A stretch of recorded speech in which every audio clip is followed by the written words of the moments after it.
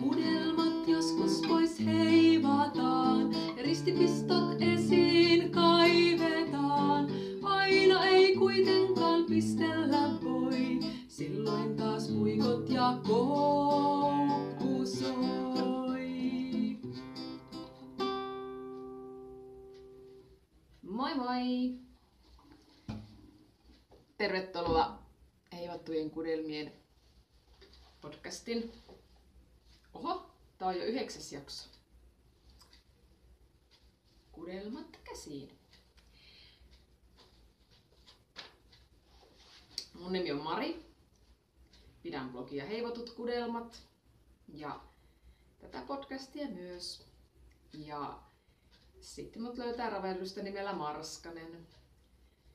En viitti tämän enempää näitä speksejä sanon. Löydätte tästä videon alapuolelta sitten linkit kaikkeen, mistä sitten mut löytää. Elikkä siis linkki myös sinne Ravelryn Heivattujen kudelmien omaan ryhmään ja sinne suomalaisten podcastien ketjuun ja Facebook-sivuille. No nythän tää tuli nyt sitten kuitenkin luetelleeksi, mutta linkit löytyy tästä videon alapuolelta, niin katselkaa siitä ja sinne saapi mennä sitten kommentoimaan ja juttelemaan muutakin.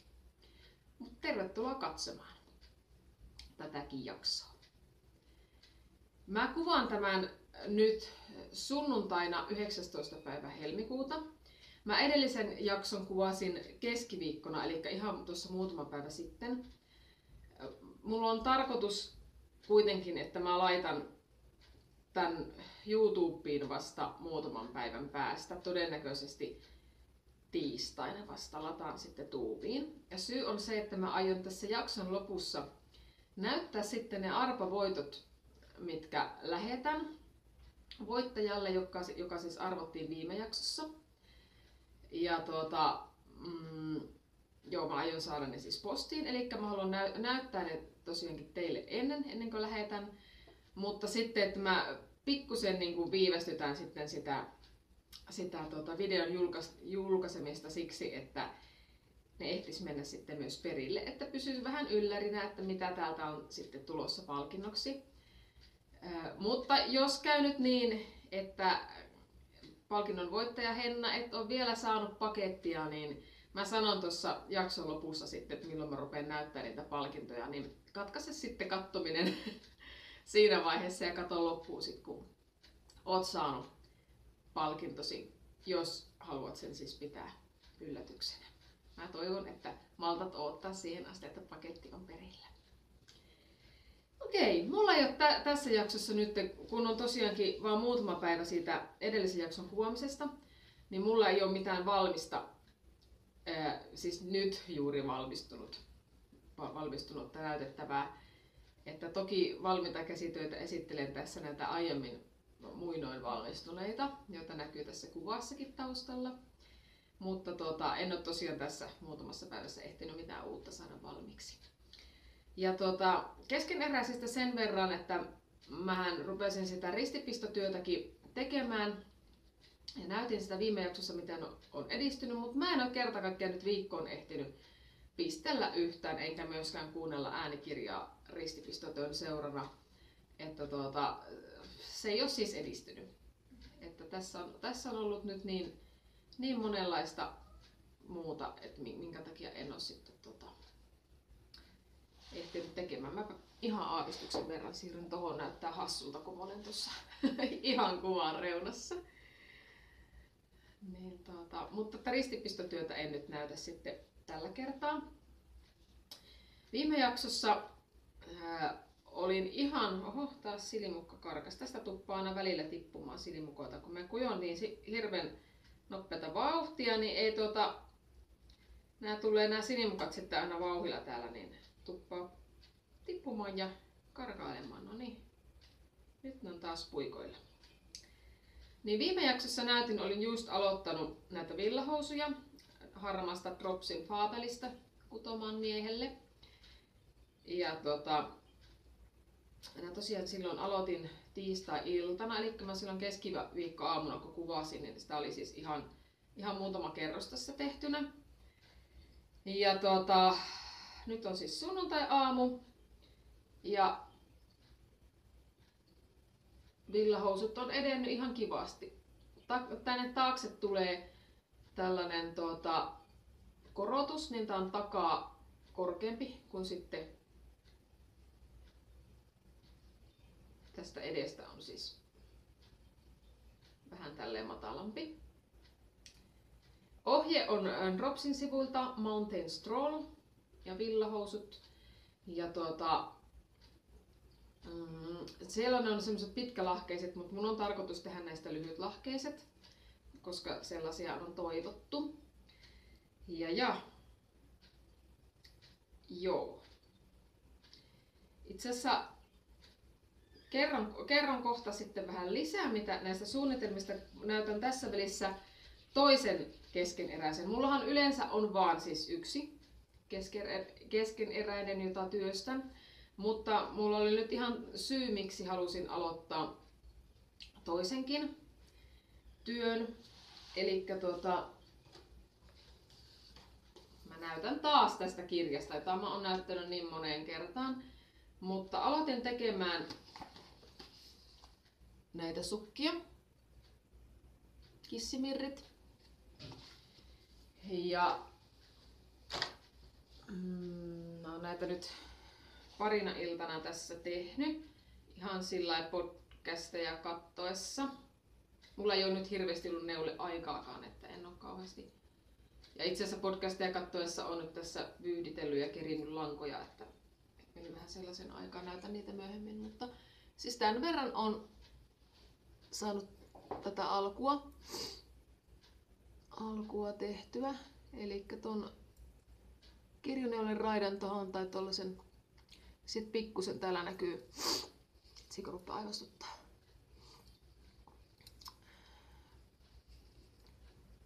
Pikkusen näkyy tossa noita kissan, nyt on puikot jossain jumissa. No, anyway. Sitten kissan korvanlehdyköitä näkyy tossa ja sitten tällä toisella puolella. Eikä tää on ihan alkutekijöissään. Mutta se, että miksi mä nyt teen yhtä aikaa näitä kahta neuletta on se, että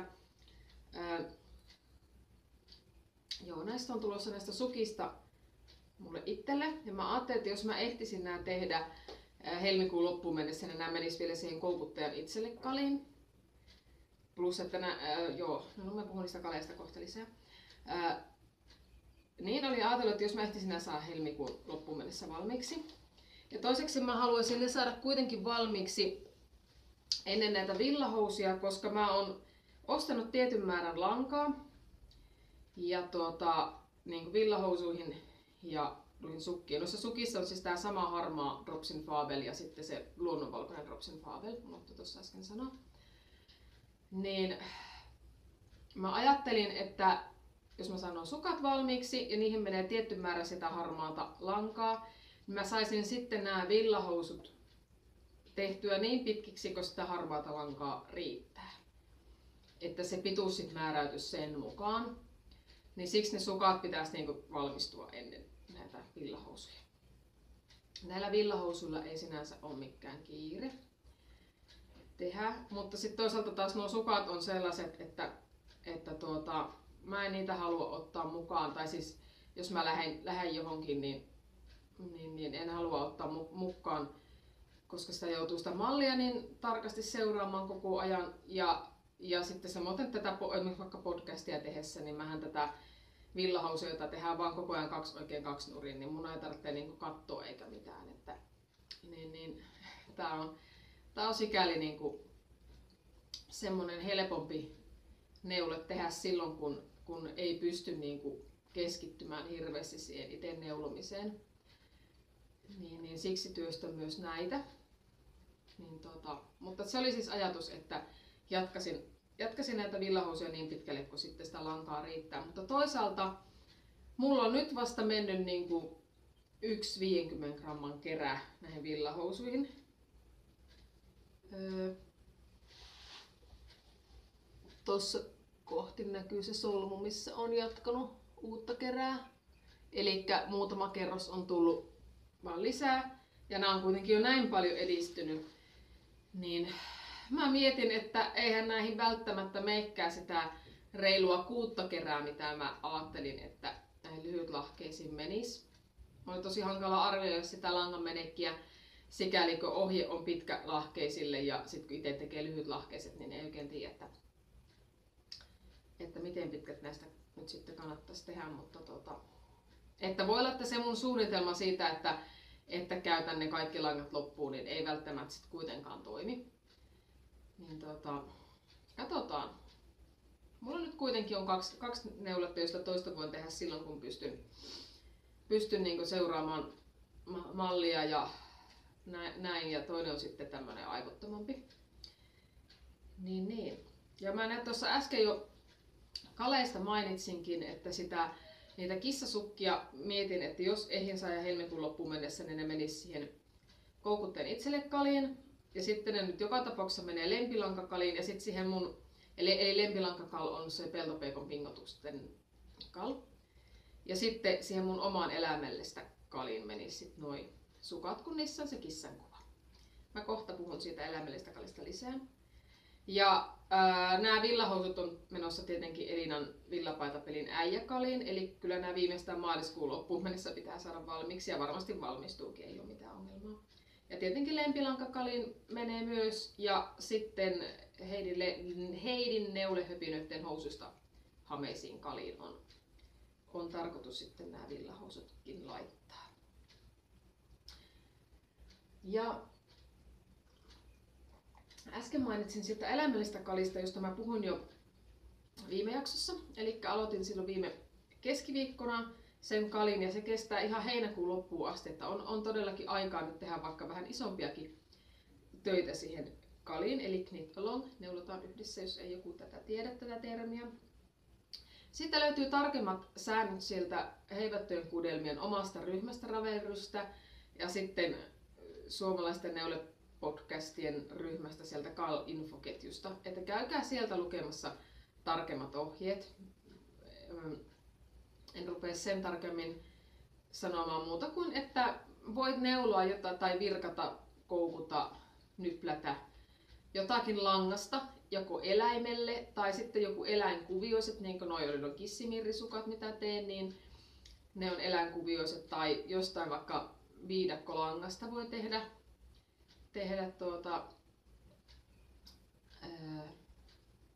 esimerkiksi joku sukat, kunhan siinä jollakin tavalla se eläinteema näkyy. Ja sieltä löytyy siis se valmiitten töiden ketju ja sitten sieltä löytyy höpinäketju. Ja höpinäketju on ottaakin kivasti käynyt jo höpöttelemässä ja tuntuu, että ihmiset on kiinnostunut tästä kalista ja aikoo osallistua, niin sinne vaan höpöttelemään ja sinne voi myös laittaa vaikka joitakin sellaisia käsitöitä, mitä on aiemmin saanut valmiiksi tämmöisellä eläinteemalla, niin sitä voi saada hyvin vinkkiä sitten muutkin, että minkälaisia juttuja voisi tehdä. Sinne on itse asiassa tullutkin jo yksi kuva ainakin sellaisesta aiemmin tehdystä eläinaiheisesta neulesta, että käykääpä katsomassa sieltä ideoita. Ja sieltä saa tosiaan kysellä, että mitä vois tähän tehdä. Ja on saanut myös esimerkiksi ihan yksityisviestinkin, jossa on kysytty, että voiko tehdä niinku kärppäsukat, siis niinku jääkiekkojoukkueen logolla, jossa on kärpän kuva, että käykö se eläimellistä kaliin, niin kyllä mun mielestä, jos siinä kerran on eläimen kuva, niin käy. Että tällaisiakin voi ihan hyvin sitten tehdä sinne. Ja mä en viimeksi puhunut niistä mitään siitä, että millä tavalla mä palkitsen sitten osallistujia, mutta totta kai sitten myös luvassa on osallistujille palkintoja. Ja saatte myös lahjoittaa palkintoja, mutta jos ei lahjoituksia tule, niin mä sitten koitan keksiä ne palkinnot sitten itse hankkia. Ja jos lahjoitat palkintoja, niin saat toki itse sitten päättää, että mihin kategoriaan haluat sen palkinnon antaa tai haluatko keksiä jonkun ihan niin kuin omankin palkintokategoriat, millä perusteella haluat sen palkinnon antaa. Että se on sitten palkinnon lahjoittajan päätettävissä. Tai sitten voit antaa vaan lahjoittaa palkinnon ja mä päätän sitten, että mihin kategoriaan se menee palkinnoksi. Mutta mä itse olen ajatellut, että luonnollisestikin arvotaan niistä valmista. Kaltöistä arvotaan yksi palkinto ja sitten sieltä höpöttelyketjusta arvotaan palkinto. Voidaan arvoa mahdollisesti useampiakin, jos niitä palkintoja tulee, mutta vähintään yksi kummastakin sekä valmiiden töiden ketjusta että höpöttelyketjusta. Ja sitten mietin myös sellaiset kategoriat, että mun mielestä kivoin työ saa palkinnon.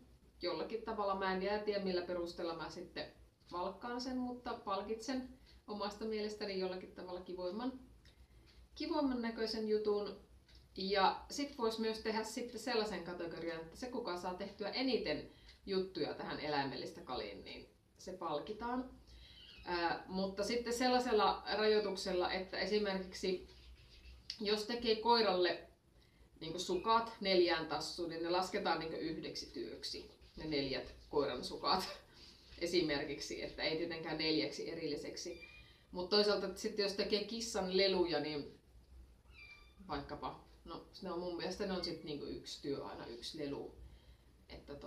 Mutta että kyllä te varmaan osaatte niinku sitten tässäkin olla järkeviä, ettei vaan sinne laittele ihan pikkutöitä sillä palkinnon kalastelemisen niinku ajatuksella. Että niin, kyllä mä luotan teihin kalin osallistujiin. Mutta että se kuka saa tehtyä eniten juttuja tähän, oli ne sitten isoja tai pieniä, niin se hänet sitten palkitaan. Jes, se sitten siitä eläimellistä kalista. Mutta mä laitan sinne ryhmiin sitten lisää vielä sääntöihin myös nämä palkintokategoriat jossakin vaiheessa, kun kerkeen kirjoitella. Ja ne varmaan täydentyy sitten tässä ennen kuin kal päättyy. Siihen on tosiaan monta kuukautta vielä aikaa. Mun piti laittaa kissa muuten taas tällä kertaa tonne kylppäriin riehumaan. Se oli ihan nyt mahdottomalla tuulella tässä, kun olin aloittelemassa kuvausta.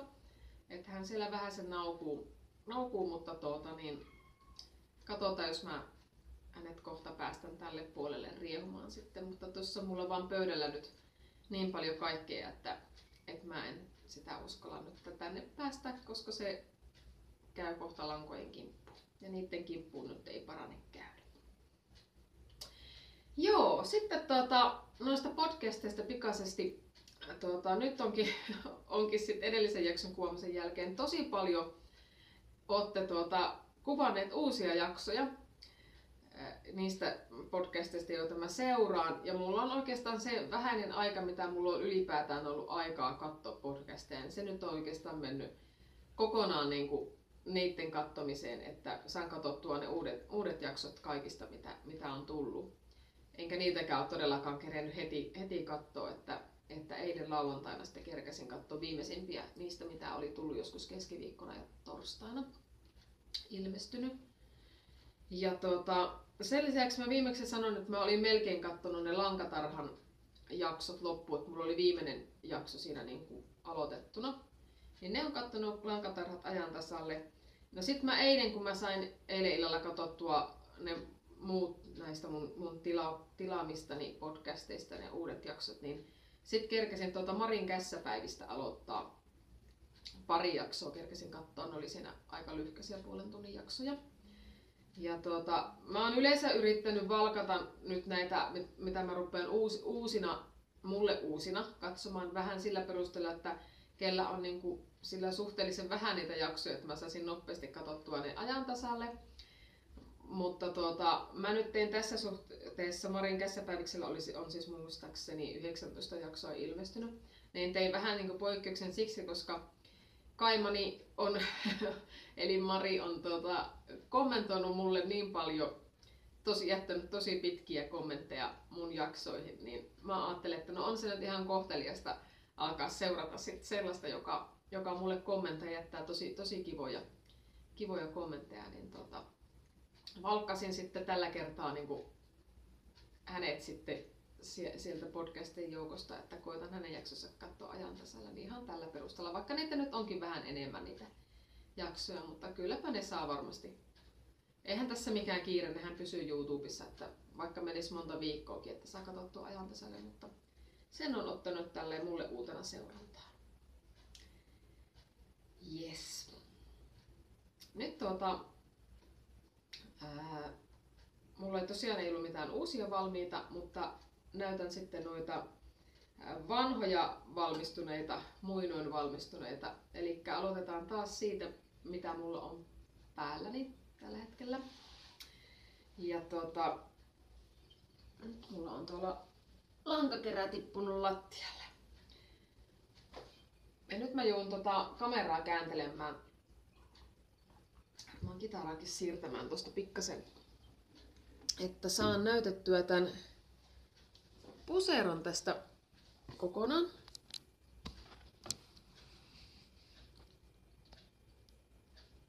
Noniin.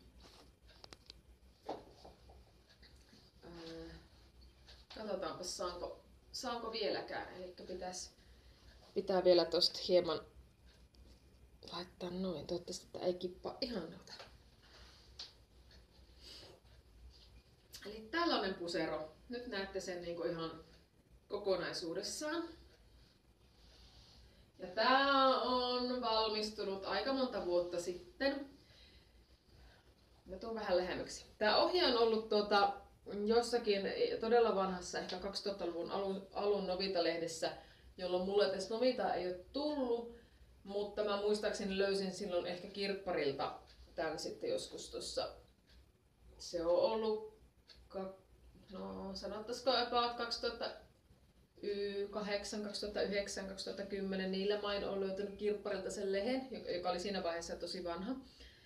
Ja se oli tämä ohje oli Novitan Cottonellalle, jota ei tietenkään siinä vaiheessa ollut enää myynnissä, kun mä ylipäätään tähän ohjeeseen on törmännyt.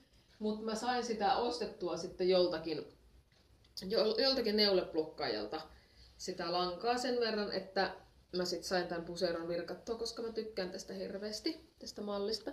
Eli tässä on, siis tosiaan tää on tosi nyppääntynyt, mä oon käyttänyt tätä paljon. Eli tää on tällaista puuvillalankaa ja tällaista virkattua kuviota.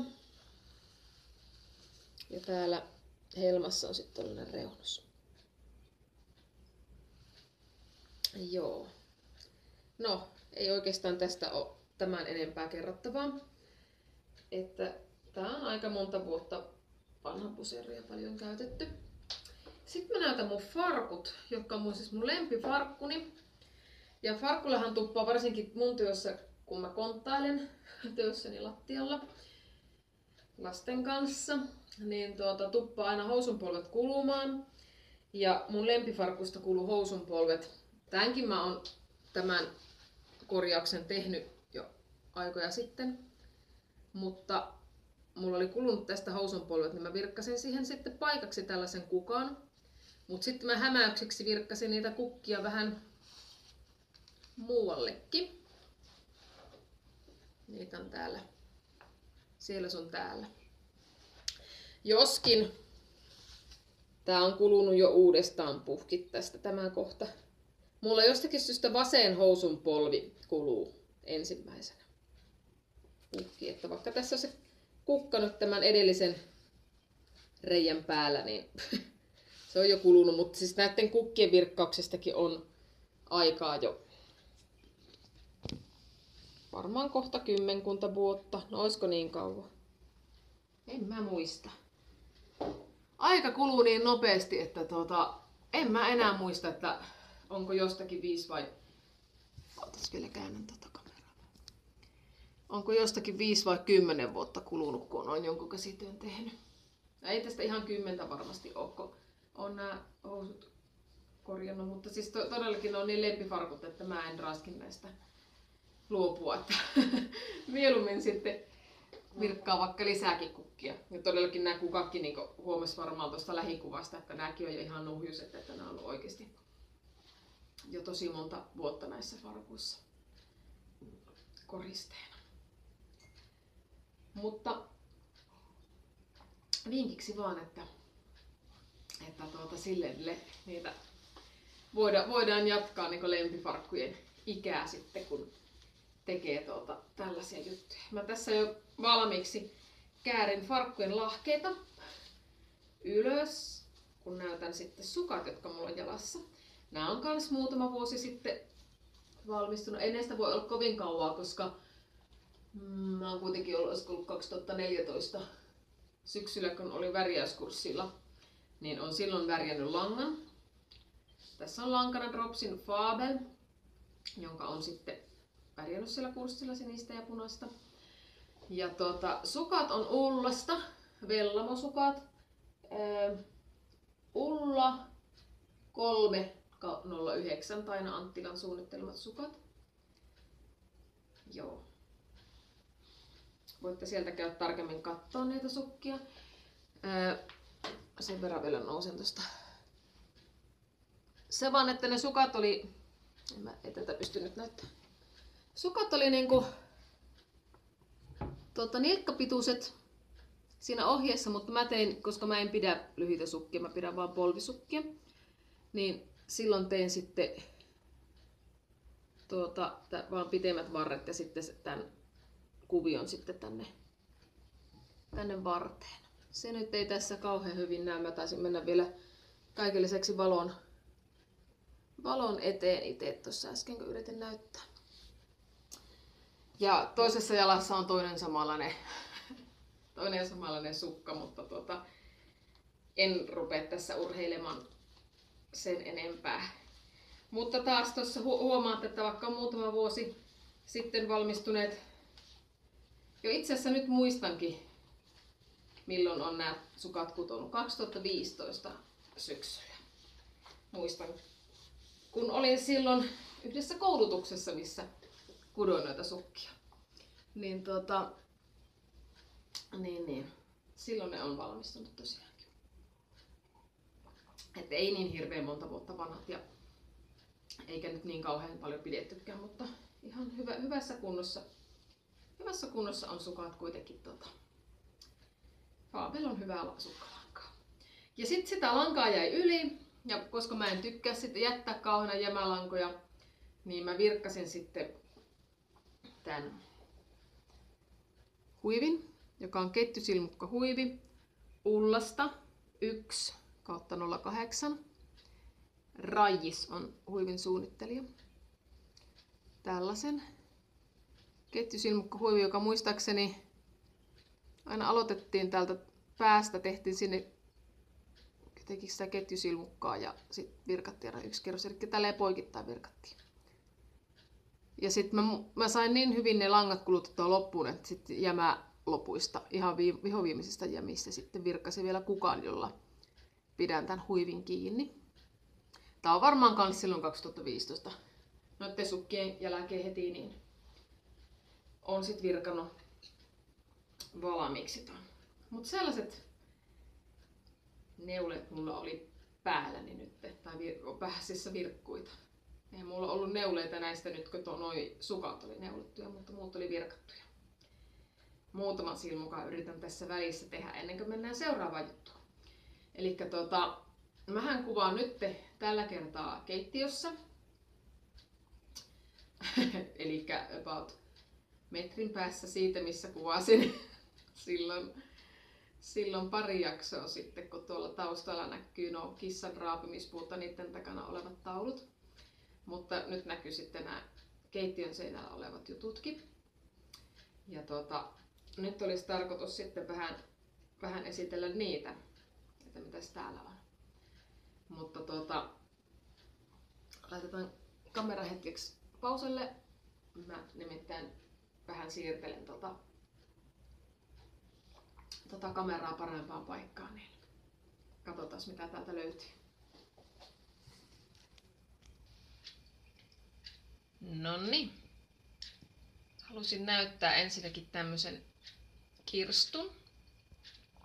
Tää ei ole minun käsityöni, vaan minun isäni on tehnyt tämän kirstun. Itse asiassa tää on häälahja, joka sain minä ja ex-mieheni saimme, mutta se nyt on täällä minulla sitten, kun se on isän tekemä. Ja siellä kirstussa on tavaraa sisällä. En kerro sen tarkemmin mitä siellä on,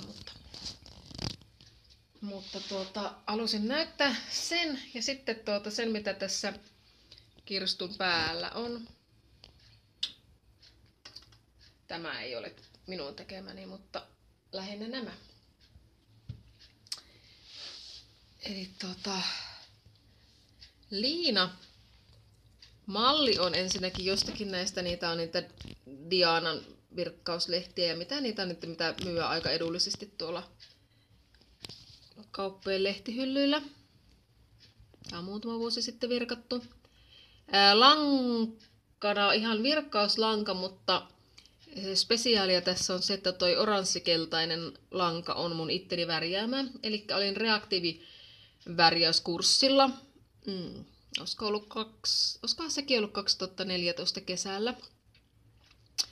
Niin eli reaktiivivärillä värjätään puuvillaa, kun tässä happovärillä värjätään niin kuin villaa. Tai siis puuvilla ja muut kasvikuidut on niin reaktiiviväreillä ja sitten villa ja muut eläinkuidut happoväreillä.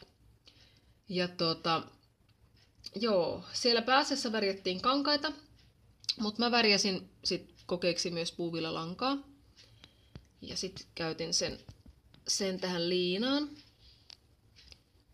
Tosin olen käyttänyt aika paljon muuhunkin sitä lankaa, kun eihän tähän nyt paljon tämmöiseen liinaan kulu. Mä vielä tälleen näytän, niin näkyy tää pitsikuvio. Näytän joskus myöhemmin, mitä muuta on tehnyt sitten siitä samasta langasta. Joskin nyt näytän vielä sitten tämän. Elikkä mulla oli tällainen kukkamaljakko, jonka mä sitten päällystin virkaten jämillä. Siellä on tätä kultalankaa ja sitten, koska tässä virkkauslankaa kaksinkertaisena. Ja sitten mä virkkasin tuosta samasta, itse värjätystä virkkasin tällaisia kukkia. Ja sitten siellä on myös käytetty jotain keltaisen ja mustan virkkauslangan jämiä. Ja sitten virkkasin noita narsisseja. Tää oli semmonen, että halusin käyttää noita langanjämiä johonkin, niin tein tällaisen kukkajutun. Ja tässä on ihan piippukrassia sitten ja tääkin on jonkun virkkauslangan jämää sitten nämä lehdet. Tällainen kukkamaljakko mulla tosiaan on tässä liinan päällä pöydällä. Sitten noustaan vähän ylöspäin.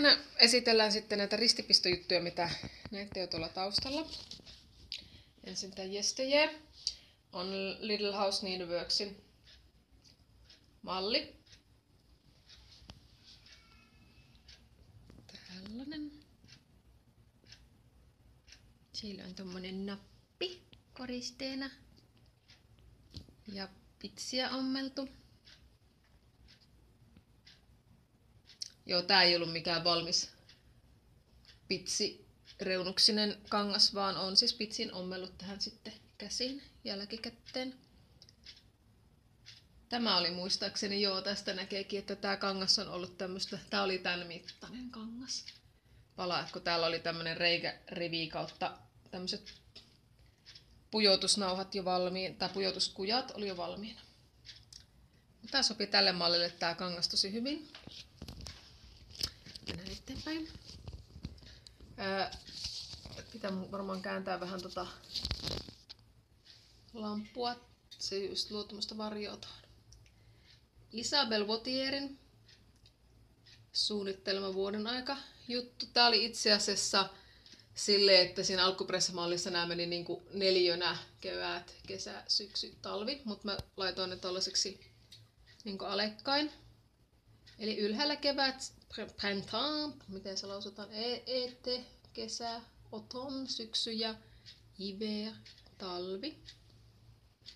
Näytetäänpä niitä vielä vähän lähempää, kun saisin näytettyä. Ja nämä on näillä ihan pikku pistoilla tehty. Joo, nyt tämä näyttää taas kauhean vinolta nää. Sitten täällä on mä Luulajasta 2015 keväällä, 2012 keväällä, hopsis. Ostin tällaisen ristipistopakkauksen. Usko, toivo, rakkaus. Siellä oli siis kaikilla pohjoismaisilla kielillä oli nuo tekstit ja tietenkin suomeksi tämän sitten tein. Ja tää kangas oli valmiiksi tämmönen reunustettu. Muistaakseni nämä ripustimet on joutunut kuitenkin erikseen ostamaan. Ja sitten täällä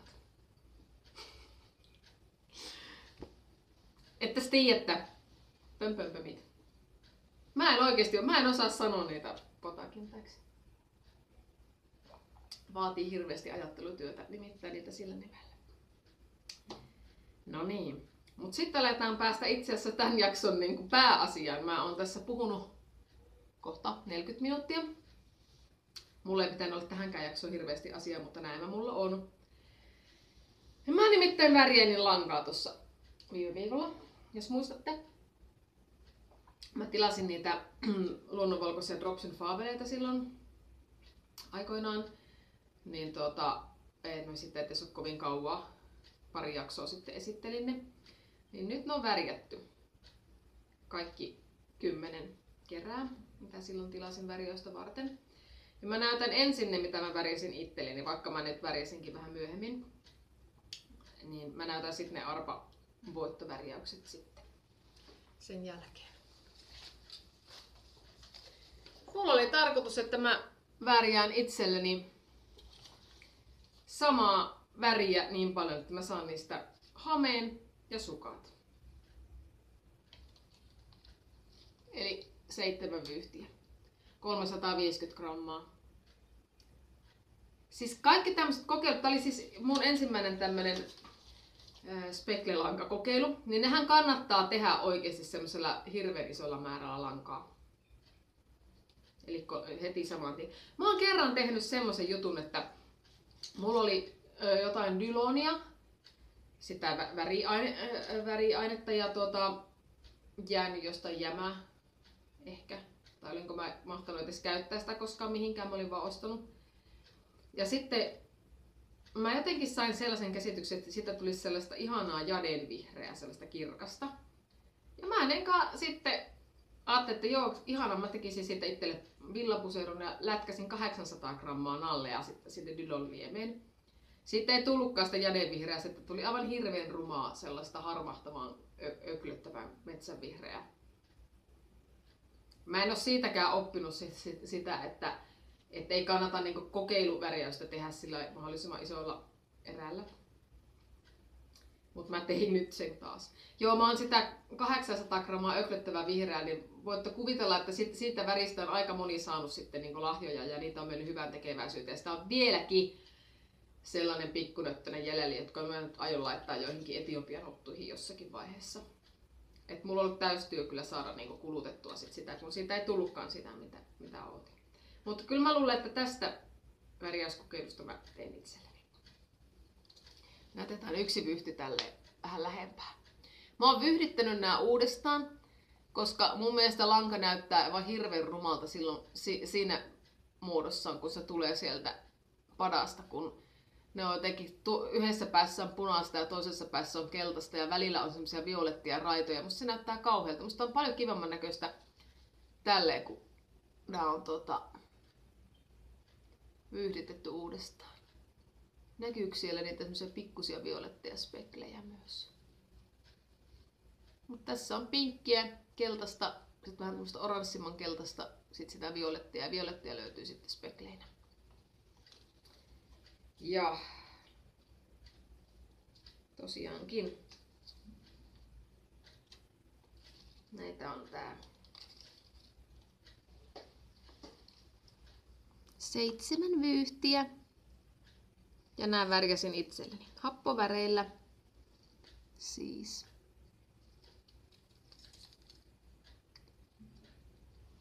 Tuutte varmaan näkemään sitten, että miltä nämä näyttää sekä virkattuna että neulottuna pintana, kun saan näistä tehtyä itselleni sitten sen hameen ja sukat.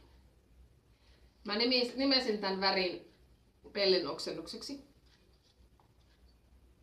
Joo. Se lukeekin näissä. Joo. Tää on pellin oksennus-niminen väri. Koska tää näytti ihan hirveltä oikeasti silloin, kun se 350 gramman jättivyyhti tuli sieltä padasta. Tai kun se oli kuivumassa ja se oli semmoinen kauhea. Ja ne oli siellä niinku ihmeellisesti läiskyttynyt ne langat, niin tää näytti ihan pellin oksennukselta, mutta ei tää nyt enää näytä. Vaikka tää violetti väri sit huuhellessa lähtikin leviämään. Mä olin toivonut, että tähän olisi jäänyt niinku valkosta. Mutta tähän ei jäänyt, se muuttui, kaikki valkoinen muuttui violetiksi. Niin, tästä ei tullut ihan sellaista kuin mä olin ajatellut, mutta tää on ihanaa. Toivottavasti tää on siis myös neulottuna ja virkattuna ihanaa. Tällaista mä oon värjännyt itselleni. Ja sitten vielä yhdet värjäykset ennen kuin lopetellaan.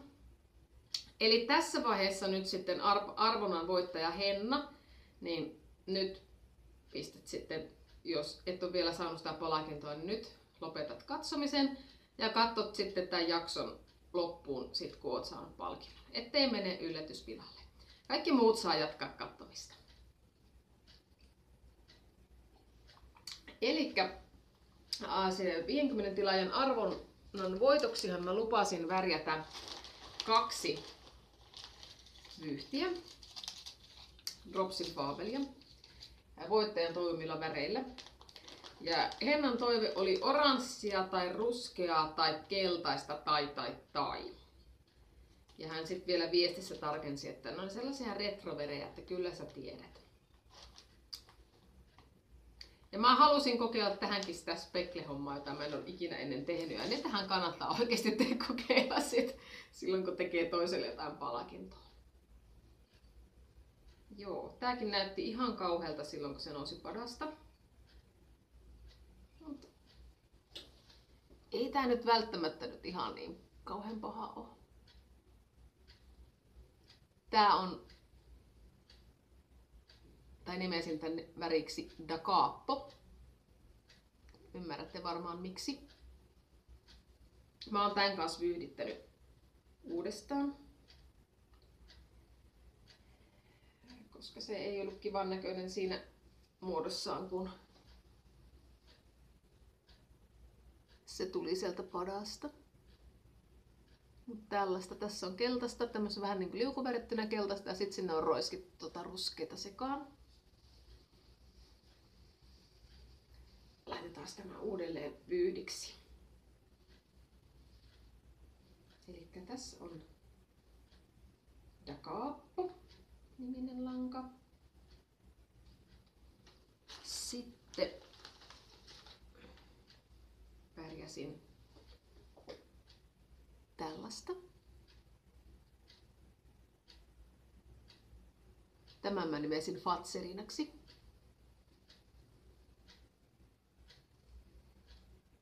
Ja tässä on sitten niinku oranssia liukuvärjättynä ja sitten taas sekoitettu ruskeata. Ja mulla ei tosiaankaan keltaista keltaisen mä tein vaan sillä valmiilla keltaisella värillä, mutta oranssia mulla ei ole mitenkään valmiina sekoituksena. Mä oon tän itse sekoittanut tän oranssin värin keltaisesta ja punaisesta ja ruskeen on itse sekoittanut sit keltaisesta, punaisesta, sinisestä, mitä siihen vähän kaikesta väristä. Yritin saada semmoista kivaa ruskeata. Ja siinähän kävi sit niin, että kun sitä piti aina vaan sitä väriä laittaa sinne ja että sai sen ja sitten, että ei nyt se on vielä liian vihertävän ruskeata tai ei oikeastaan edes ruskeata, niin pitää lisätä jotakin toista väriä, että se muuttuisi ruskeaksi, niin sitä me tuli aika paljon lutrattua sitä väriainetta sinne. Ja kun mä olin saanut nämä kerät tai vyyhdit värjättyä, niin huomasin, että sitä ruskeata on aivan järjettömät määrät sitä lientä jäljellä.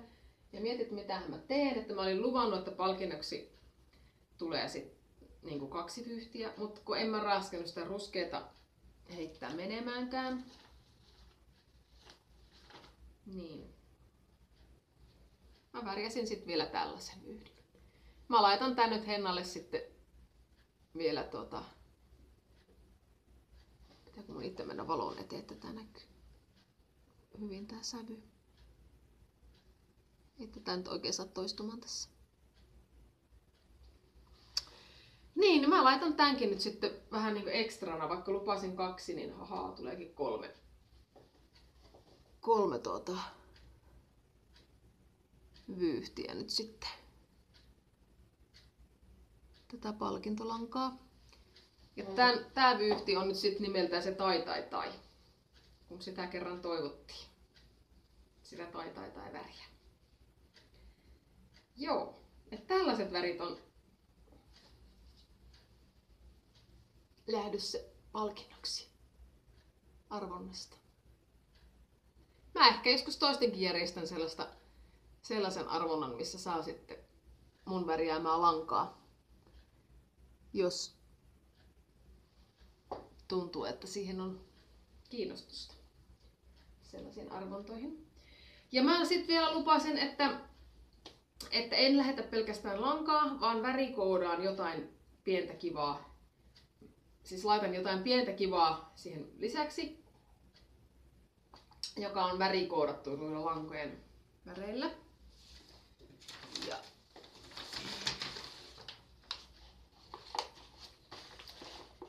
joo. No ensinnäkin nämä ei ole vielä niinku tää ei ole värikoodattu juttu, mutta mä tiedän, että palkinnon saaja ei ole koskaan noin ohutta lankaa neulonut vielä. Mutta mä aion haastaa hänet kokeilemaan Fabelia, joten pistän sinne Fabeliin sopivat puikot mukaan. Ja kopion sukkataulukostakin. Ohuelle sukkalangalle. Toi on kirjoitettu Austerman Stepille, mutta käy Faberille.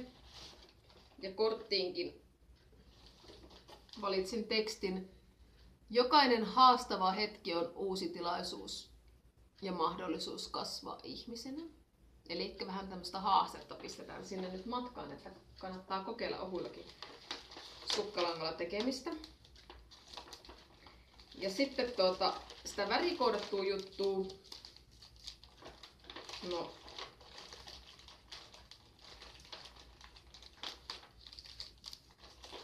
nää nyt tulee täältä ensimmäisenä. Vähän teetä. Oho, onko yksi pussi vähän väärinpäin? Kiltaisella, oranssilla ja ruskealla pohjalla. Tai siis tää ei ole teetä, vaan tää on rooivosta. Ja tiedän, että Henna on itse kahvi-ihminen, en tiedä juoko teetä, mutta sä voit säilyttää nämä pussit sitä varten, kun mä tuun kylään. Niin sä voit tarjota mulle, mä kyllä juon, koska mä en pysty itse juomaan kahvia, enkä mustaa teetä, enkä mä pysty syömään pulloa, enkä karkkia, enkä jäätelyä, eikä siis en pysty juomaan sokeroituja mehuja, enkä limppareita. Mä oon hirveän hankala vieras, kun mulla ei voi koskaan mitään tarjota. Joten mä en ole koskaan varmaan Hennankaan luona mitään syönyt enkä juonut. Mutta niin sä voit nämä pussit säilyttää sitä varten, että jos ei näitä tule itse juotua, niin mä tuun juomaan ne sitten kyllä pois. Eikö se ole kiva, täti? Tällainen. Lähettää niin kuin toiselle palkintoja, jotka aikoo käyttää itse. No joo, saat käyttää ihan niin haluat noin, mutta noin oli tämmöisiä vähän värikoodattuja. Sitten vähän keltainen kynttilä luomaan tunnelmaa. Voi sitä keväälläkin luoda tälleen kevättalvellakin tunnelmaa. Ja sitten kun Lahden MM-kisat on alkamassa, niin tietenkin tarvitaan sitten niiden kunniksi vähän dopingia. Eli huulirasvaa. Kun tää oli just semmoista keltaraassia niin kuin noissa langoissa, niin tää oli pakko ostaa dopingia. Se voi olla vaikka neulontadopingiakin. Ja sitten tietenkin kun yksi vyyhti oli nimetty Dakapoksi, niin sitten pistetään Dakaakkua. Toinen vyyhti oli nimetty Fatserinaksi, niin laitetaan Fatserinaa. Tai nimistä karkkia ei ole olemassa, mutta keltainen tikkari, jossa on tommonen oranssi ruskea kuori, nipsun kuva, niin pistän tämänkin. Mä ajattelin kyllä, että jos tää menisi sitten Hennan pojalle, tää tikkari. Että tämmöstä vähän pientä kasasin. Mulla menee aina överiksi kaikki, jos mä lähetän jotakin arvopalkintoja, niin sit noitten oheisjuttujen, näiden pienten juttujen, kun niitä on niin kiva sit kaikkia karkkia ja sellaista löytää niin kuin kaupasta ja että no mä vielä tonkin laitan ja joo. Sit se lähtee aina vähän käsistä. Mut joo, eikö se niitä ole kivaa saajakin sit sellaisia palkintoja, joissa tulee sitten kaikennäköistä mukavaa. Toivottavasti ne on jo mukavia. Joo. Siinä oli mun jutut tällä kertaa. Kerkäsin alle tuntiin puhua, vaikka siis mä oikeesti ajattelin, että tästä tulee varmaan niinku maksimissaan puoli tuntia, kun ei mulla ole mitään valmista eikä mitään, mutta ilmeisesti mä osaan puhua niinku asioista hyvin pitkään ja hartaasti. Mutta jees. Mä tosiaan pistän tän julki varmaan sitten vasta pari päivää kuvaamisen jälkeen. Ja sitä en tiedä milloin saan kuvattua sitten seuraavan jakson, että tässä on vähän tulossa taas elämään vähän uusia kuvioita, tai itse asiassa vanhoja kuvioita, mutta vähän podcastin kannalta voi olla, että en välttämättä pysty ihan joka viikko kuvaamaan, mutta katsotaan. Yritän jossakin vaiheessa, sit ainakin kun on jotakin asiaa, niin yritän saada jakson kuvattua, ettei menisi ihan mahdottoman pitkään. Mutta että jos menee useampi viikkokin, ettei kuulu mitään, niin sit on vaan tilanne se, ettei en ole pystynyt kuvaamaan. Mutta kiitos kun katsoit. Nähdään sitten taas seuraavassa jaksossa. Kissakin maltto muuten olla ihan rauhassa tuolla kylppärissä, ei pahemmin vinkunut. Pitäisikö mennä kattoon, että mitä sille kuuluu? Moi moi! Täältä se löytyi saunasta. No tietenkin pitää pyllyä näyttää nyt kameralle. Näytä naama. Näytä naama kameralle. Hei! Katso sinne. Täällä. No niin. Moi moi!